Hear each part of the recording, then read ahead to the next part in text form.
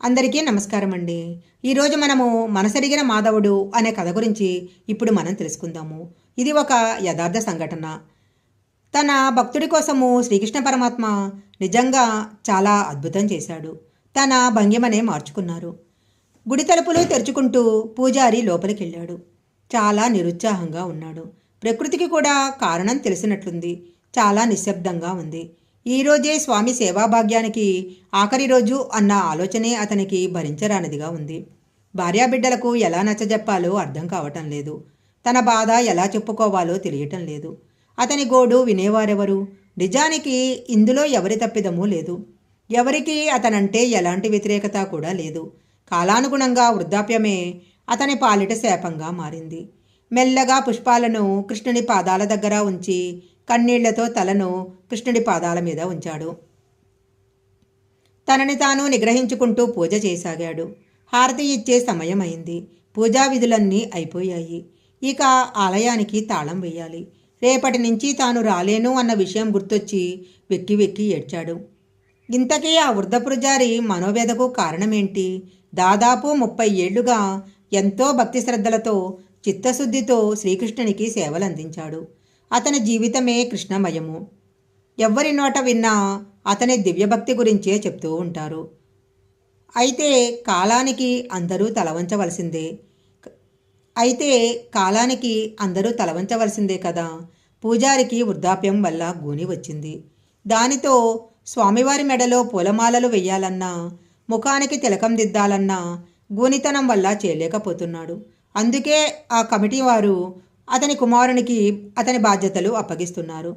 ఆ రోజే అతని సేవలకు చివరి రోజు. అది అతని వ్యధకు కారణము. ఓ కృష్ణ, ఇదే నా ఆఖరి పూజ. ఇన్నేళ్ల కాలంలో నా వల్ల తెలిసి కానీ తెలియక కానీ ఏదైనా పొరపాటు చేసుంటే నన్ను క్షమించు అని వేడుకున్నాడు. నీకు పొలమాలలు వేయలేకున్నాను, నుదుట తిలకం దిద్దలేకున్నాను. నువ్వే సర్దుకుపోయావు.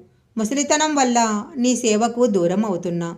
నేను నిస్సహాయుణ్ణి. నన్ను మన్నించు కృష్ణ అంటూ కన్నీటితో వీడ్కోలు పలికి ఆలయానికి తాళం వేసి భారమైన మనసుతో ఇంటి ముఖం పట్టాడు.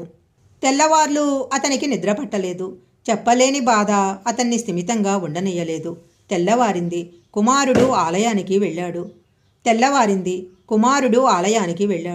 అప్పుడు జరిగింది ఒక అద్భుతం. నిజంగా అద్భుతమే. కుమారుడు బిగ్గరగా అరుస్తూ, నాన్నగారు అద్భుతం జరిగింది అని నోటమాట రాక ఆయాసపడుతున్నాడు. వృద్ధ పూజారి ఆశ్చర్యపోతూ ఆలయానికి వచ్చి చూస్తే నిలబడి ఉన్న కృష్ణ విగ్రహము కూర్చొని ఉంది. అతని ప్రాణానికి ప్రాణమైన మాధవుడు మందస్మిత వదనంతో కూర్చొని అతనితో సేవలు చేయించుకోవటానికి సిద్ధంగా ఉన్నాడు. తనతో సేవలు చేయించుకోవటానికి శ్రీకృష్ణ పరమాత్మ తన భంగిమ మార్చుకున్నాడని అర్థమవ్వగానే ఆ వృద్ధుడు తన వయసు మర్చిపోయి విగ్రహాన్ని అల్లుకుపోయాడు. తన జన్మ సార్థకమైనదని ఆనందంతో కన్నీరు పెట్టసాగాడు. భక్తి అంటే అదే కదా. తనకు తాను సంపూర్ణంగా స్వామి చరణాలకు సమర్పించుకోగలగటమే కదా. అలాంటి వారి పట్ల మాధవుడు కరుణ చూపటంలో ఆశ్చర్యం ఏముంది? ఇది పూరీ జగన్నాథుని క్షేత్రానికి దగ్గరలో సాక్షి గోపాలుని మందిరంలో జరిగిన వాస్తవ సంఘటన. భగవంతుడు భక్తులపై చూపే కరుణకు ప్రత్యక్ష నిదర్శనము ఈ సంఘటన. ఇది యథార్థ సంఘటన. ఈ వీడియో కనుక మీకు నచ్చినట్లయితే జై శ్రీకృష్ణ అని కామెంట్ బాక్స్లో కామెంట్ చేయండి.